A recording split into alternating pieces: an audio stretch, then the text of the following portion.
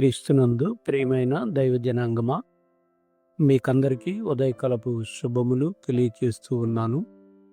ప్రతి ఉదయం ప్రభువుతో సావాసం అనే కార్యక్రమాన్ని జీవాధిపతి ప్రేయర్ మినిస్ట్రీ ద్వారా మీకు పరిచయం చేసి అనేక దినాలైంది.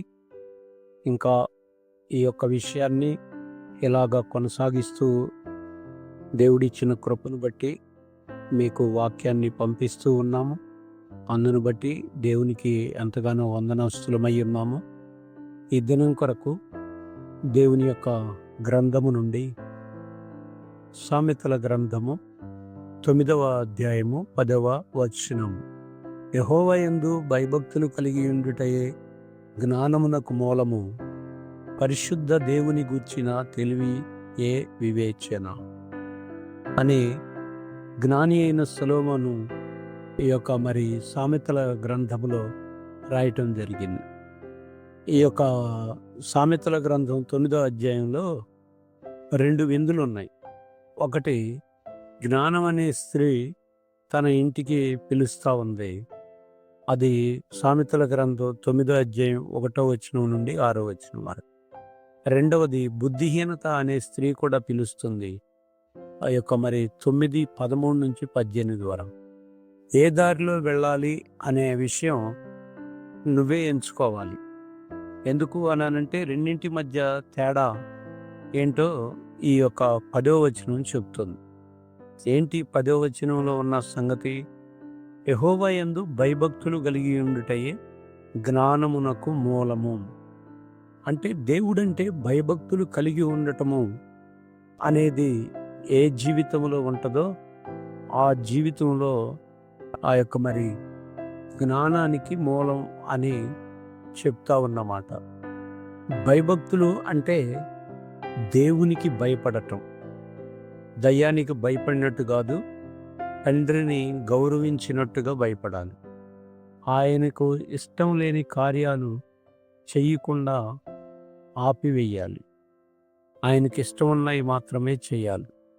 కనుక భయభక్తులు అంటే అర్థం ఏంటి అనంటే దేవునికి ఇష్టమైన కార్యాలను చేస్తూ ఆయనను గౌరవించి ఆయన చెప్పినట్టు నడవటమే యెహోవా యందు భయభక్తులు కలిగి ఉండటం జ్ఞానానికి మూలం అన్న సంగతిలో ఉన్న అర్థం.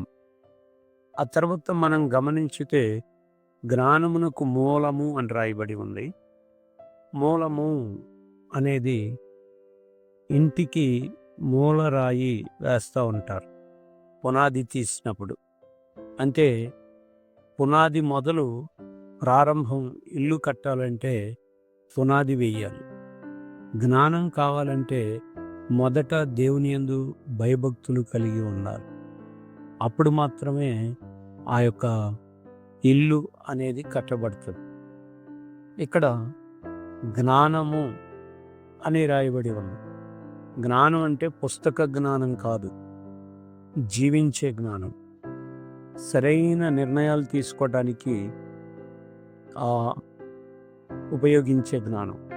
మంచి చెడు విడమర్చి చూడటం అనేది, దేవుని చిత్తంలో నడవటం అనేది ఉండాలి. డిగ్రీలు లేకపోయినా దేవునికి భయపడేవాడు జ్ఞాని. ఎందుకు అనంటే ఆ యొక్క దేవుని వెర్రితనము మనుష్యుల జ్ఞానము కంటే జ్ఞానము కలది అని 1 కొరింథీ పత్రికలో అపోస్తలుడైన పౌలు 1వ అధ్యాయం 25వ వచనంలో చెప్పడం జరిగింది. తర్వాత రెండవది, పరిశుద్ధ దేవుని గూర్చిన తెలివియే వివేచన. వివేచన అంటే ఇక్కడ దేవునిని గూర్చిన తెలివి కలిగి ఉండటం.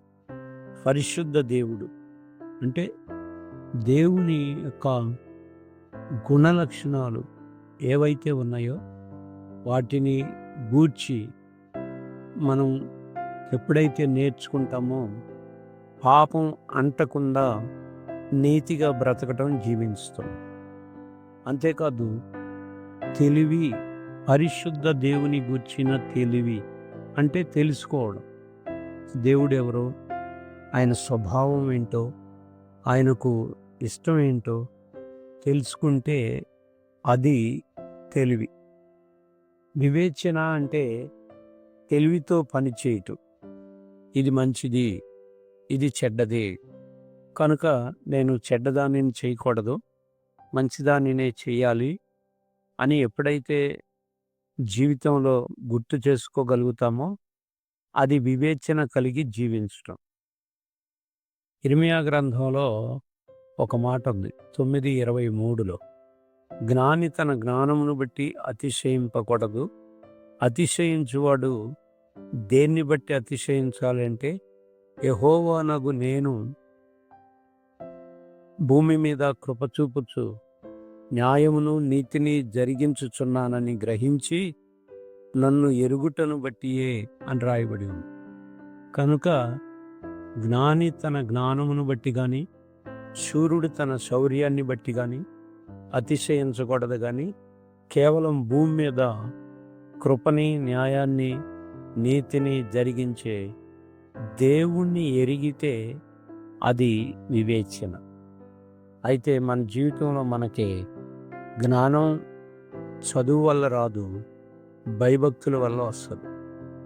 మనం యూనివర్సిటీలో పిహెచ్డీలు చేసినా దేవునికి భయపడకపోతే మనం బుద్ధిహీనులమే అని చెప్తుంది. మనం గమనించాల్సిన సంగతి. కనుక స్కూల్కు వెళ్ళకపోయినా దేవునికి భయపడి ఆయన మాట ప్రకారం నడిచేవాడు జ్ఞాని. జీవితాన్ని సృష్టించిన వాడు ఆయనే. కనుక మన మాన్యువల్ అంతా కూడా ఆయన దగ్గర ఉంది. మనం అది గుర్తించగలగాలి. దేవుణ్ణి తెలుసుకోపోకుండా మనం లోకాన్ని అర్థం చేసుకోలేం.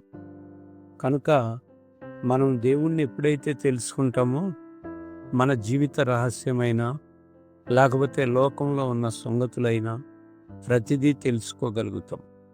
కనుక ఈ లోకంలో బ్రతికినంత కాలంలో మనం ఈ రెండు విందుల్లో ఏ విందుకెళ్లాలో నిర్ణయించుకోవాల్సింది మనమే.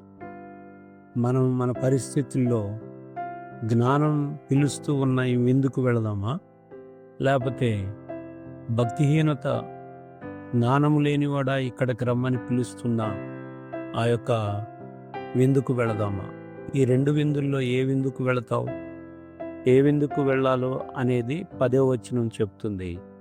కనుక దేవుణ్ణి యందు భయభక్తులు కలిగి ఉండటమే జ్ఞానానికి మూలం. రెండోది, పరిశుద్ధ దేవుని గూర్చిన తెలివియే వివేచనకు ఆధారం. కనుక సరైన నిర్ణయం చేయండి, దేవుని వైపు మీ యొక్క ప్రయాణం సాగించండి. దేవుడి మాటలు తన వినికిడిలో దీవించును గాక. ఈ దినమంతా దేవుని యొక్క కృప, సమాధానం మనందరికీ తోడై ఉండి నడిపించును గాక. ఆమేన్, ఆమేన్, ఆమేన్.